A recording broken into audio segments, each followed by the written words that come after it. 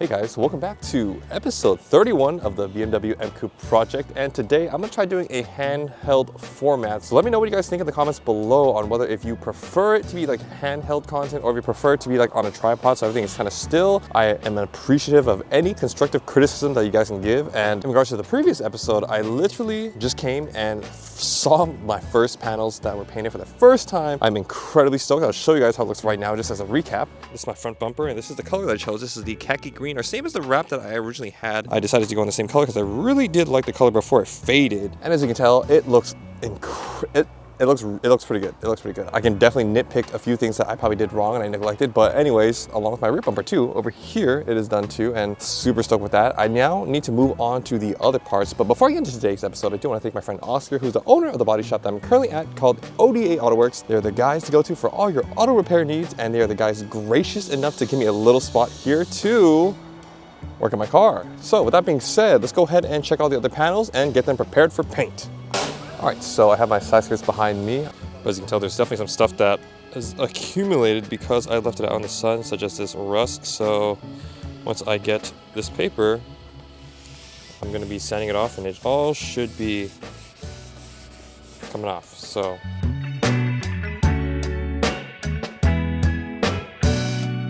All right guys, so I just finished scuffing up all the parts that I needed to prep, and they are right over here. This is the side skirts over here, and you have the rear license plate holder along with the, I don't even know what to call that. You have my mirrors and you have my bumper covers. Anyways, I'm gonna fast forward to whatever's next. Okay, so it is the following Monday, and as you can see behind me, I have my hood over here. I need to basically prep the underside of the hood. We're gonna spray that first. So with that being said, let me show you guys what I have to do over here in particular. Obviously, first things first, I need to remove this little tape thing over here, and then I need to scuff up the whole area, and then I'm going to remove some stickers over here. Obviously it doesn't really matter to me anymore. I probably need to remove the latch over here too, this little thing over there. So let's go ahead and get working on it. Okay, so as you can see, I removed as much of the tabs as I could and all the little rubber bits. So for the most part, this is like 60% done. I actually need to go take my grandma to the doctor's right now, so I'm gonna fast forward to me coming back. All right guys, so it is now the next day. Long story short, the doctor's visit ended up being around like 2 hours longer than I anticipated. Anyways, that was a very long story and very chaotic day. But now we're back at the body shop, and as you can see over here, I have my hood. There's still quite a bit of work for me to do still. There's some adhesive I need to remove, and I guess there's a lot of scuffing that I still need to do too, and some places I need to sand as well to kind of blend in where the paint has chipped. So with that being said, let's go ahead and get into it.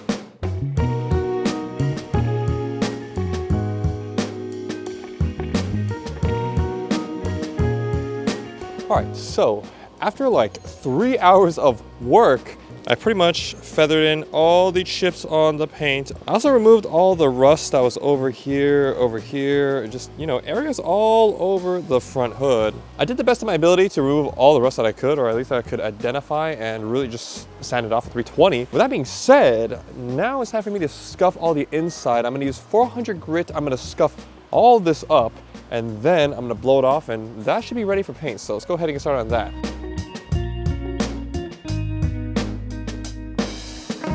All right guys, it is now the next day, and I didn't even record this, but if you look over here, dang, this, we just finished painting. There we go, I think this is an honest look at what the color looks like. The color is khaki green. With that being said, today I do plan to do the clutch slave cylinder and the clutch master cylinder today, so I can actually start the car and drive it around, because we've just been pushing this car around this whole entire time.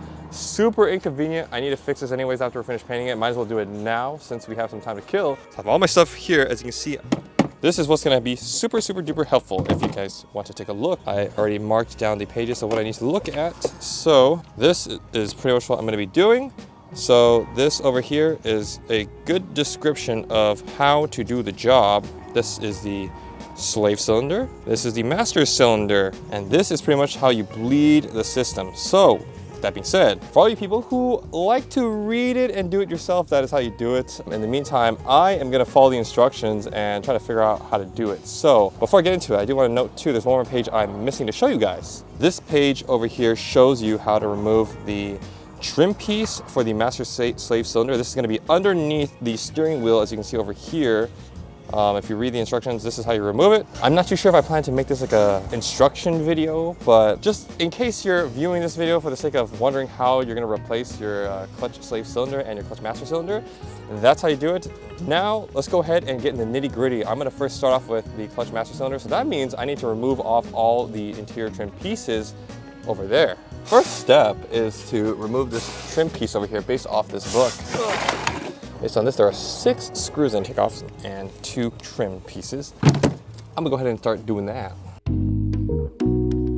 Fun fact, these little things that cover the screw, you actually don't need to pierce it. These actually come off. I've been damaging them all this time, and funny enough, I just didn't realize they were just a plastic cover. Fun fact, if you're doing this so that you don't have to replace it or damage it, you can just pry it off, and then that reveals the screw over here. Let me take it off and I'll show you what I mean. Literally a screw with a mini little cover on it. So this just goes on top. I've been damaging them this whole entire time, so hopefully that's helpful for you guys. You can learn from my mistakes here. I'm gonna go ahead and remove the rest of the bolts now. All right, this should come off, just like that. Now that we have access to the pedals and everything underneath, I can now see the master slave cylinder now. So let's go ahead and remove that. All right, so for the master cylinder, there are 2 bolts and a clip. I am gonna attempt to even locate them. Okay, so that's out. That was one messy job. Now to install is the reverse steps. Let me explain to you guys what happened. This is the master cylinder, or clutch master cylinder, and as you can see, this little piece over here was connected. This was connected to the hose to the brake fluid reservoir. Obviously, this comes off and on pretty easy. Honestly, I just decided to reuse the other one because I couldn't get it off. Now we gotta put everything back. So that's gonna be the interesting part because I'm just gonna be guessing at this point, so. All right, after a lot of finagling, I am now done with the with the clutch master cylinder. Taking everything off was kind of the easy part. Putting it back. Yes, because you had to make the bolts line up and everything. Just so you know, the 2 bolts that hold up the mounting bracket, the longer one goes on the one on top, the one that's shorter goes on the one further in. I literally spent like an hour trying to line it up, and once I got it in, I realized I put in the wrong bolt. So I had to take it back out and then use the other bolt and then try to realign it. It's been another like hour just trying to line it up again. Anyways, that is done. Feels pretty good, I will say. There's no fluid in there, obviously, but now comes, well, I need to put it back together, and afterwards I'm going to push it on the lift and change out the clutch slave cylinder. So let's go ahead and do that. Alright guys, so car is now on a lift, and what I'm gonna do is I'm gonna do the clutch slave cylinder. Okay, and we're underneath the transmission, and it said it's gonna be on the left side, meaning driver's side. And if you look over here, this is exactly the little piece that we are looking to take out, which is right over here. There's going to be one little screw over here and another screw or bolt I need to get out right over there. So I'm gonna put you guys down, and I'm not really too sure how I'm gonna record everything, but I'm just gonna focus on getting it done because I'm trying to get leave before 5 or 6. So let's go ahead and get that done. Okay. All right, just like that, the clutch slave cylinder is now in the car. That was a lot easier than the master, if I'm not gonna lie. But obviously my transmission the drain bolt is wet, and I suspect that the reason why I can't put it into gear is because there's no transmission fluid. I still think it was probably the clutch slave. It might be a mix of everything, I have no idea. Anyways, this all could have been in vain. Maybe it's just preventative maintenance, who knows? I'm gonna fast forward to the next day. All right guys, I'm not too sure where I left off, but anyways, the hood is done being painted. This is a huge panel. Let me show you guys how it looks. I am incredibly stoked with how this thing came out. Oh my goodness. So now with the hood out of the way, I would say we're around like 40% done painting all the parts. We're getting super duper close. I think what's next is gonna be the little miscellaneous parts. That's gonna be later in the day. As for today, we're gonna move this hood to a different location so that it doesn't get banged up or anything like that. And we're gonna reassemble the car at a different spot. So let's go ahead and get started on that. All right, guys, it is the next couple days, and a lot has happened since then. We painted a few parts, but my parts for the car just recently came in, as you can see over there. Long story short, that is my transmission fluid. I'm gonna basically check the fluid over here. I have my wrench attached to it, and I'm gonna check to see if there's fluid left in there. If there's not, I'm gonna fill it up. Obviously, there's liquid coming out from this bolt right here. Yeah, it's a little wet. After that's done, I think I'm gonna probably change out my flex disc as well. I'm gonna show you guys what it looks like. Where is it? Oh, it's right here. This is how it looks, and as you can see, it is definitely a little messed up. I think I'm gonna try to get that out today as well. Today in particular is gonna be pretty intensive in regards to just working on the car, so let's go ahead and get started on checking the trans fluid first. We got him. Probably, it's gonna be dry. Oh, there's a lot of fluid in there. I didn't think that was gonna happen. Okay, then that means there's fluid in there. That's a good thing. Transmission fluid completely full was not the issue. The clutch slave and master cylinder have been replaced. I suspect those may have been an issue, so doing those were not in vain, I hope.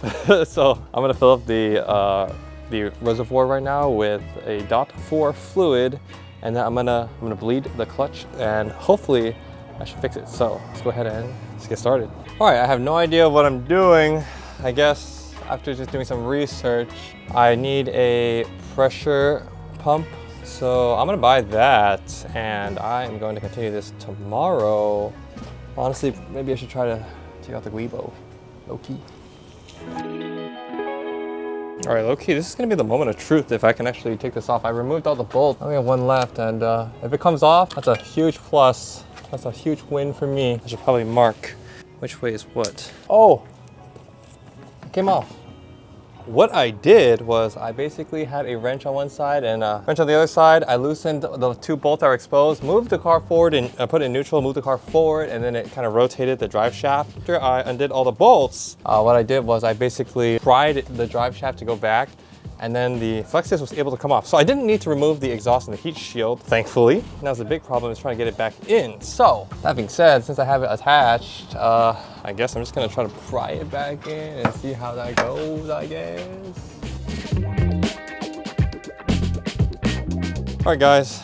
This is really good news. I thought I had to take this to a mechanic, and I thought I had to take off a bunch of stuff. Did not need to do that. By the grace of God, I was able to get this done. You know what? This is an important lesson, guys. You should always try it, even if it is a little intimidating. This job I was looking at online, I saw all the stuff that you had to do, and I was like, I don't know if I'm gonna do that. And I thought to myself, it looks like I can just take it off, and I don't need to actually like take off all the stuff. So what happened, that was the case. So all the guides online, yes, probably is it easier? Because you don't have to lift up the car back and forth and keep going, probably, but I don't have to take off all the extra stuff, so that's a huge plus. Let's go ahead and tighten this.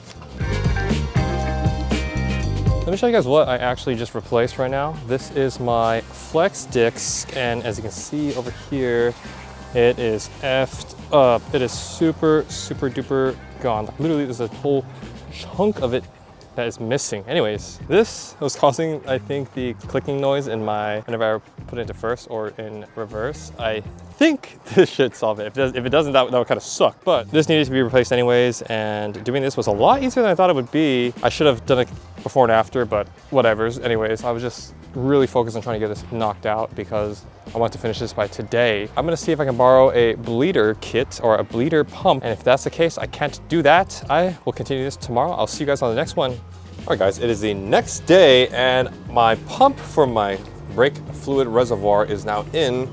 It's in that little package over there. I got it from Amazon. I'm gonna try to put on the caps to see if it works.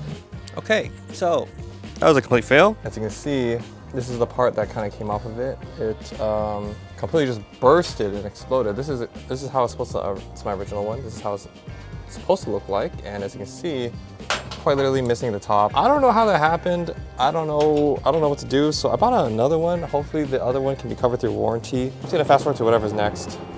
All right, guys, it is the next day, and my replacement part came to the mail, and I have my buddy Harmon, who is currently under the car. You'll say hi to him later, but I called in reinforcements because I have no idea what I'm doing. So he is my little mechanic helper. Today, we're gonna be replacing the clutch slave cylinder, and then we're gonna bleed the clutch. So let's go ahead and get started on that. All right, guys, so we just put in the new clutch slave cylinder. You have to make sure it's in neutral, and before you put it in too, you also have to put grease, or you should put grease on the tip of the push rod. Right now, we're currently screwing everything back in. Got my buddy over here. Once I get screwed in, once I get screwed in, we'll go ahead and start with a bleed. So let's go ahead and fast forward to that. All right guys, so the same thing happened in regards to when I was doing it earlier. I think we may have broke the slave. So today was supposed to be like a 2-hour day. It was supposed to be an easy job today. Anyways, we're gonna pull it out again, assess the damage and the issue, and try to figure it out. I honestly have no idea what we're doing wrong. I'm probably gonna have to take it to a mechanic shop to get that resolved. So yeah, today kind of sucks. Let's go ahead and remove that. All right guys, today was a complete fail on my end. I should have read more, and I think when you're putting in the slave cylinder, you should notice if it does not have resistance, you're putting it wrong, and you're probably gonna deal with the same mistake that I did, and you're gonna make the whole entire system just explode. So that's another costly mistake, another $100 mistake that I literally just made right now. But if you are doing this yourself and you're planning on doing the clutch slave cylinder replacement, please make sure that whenever you're putting it in, if there is no resistance when you slide it into the bolts, it is not in correctly. You need to make sure there's resistance, and you probably need to like have the car fully lifted so that you can have the pressure to really shove it in. So that's a expensive mistake. I'm gonna continue this on the next episode. Thank you guys for watching. I'll see you guys on the next one. Peace.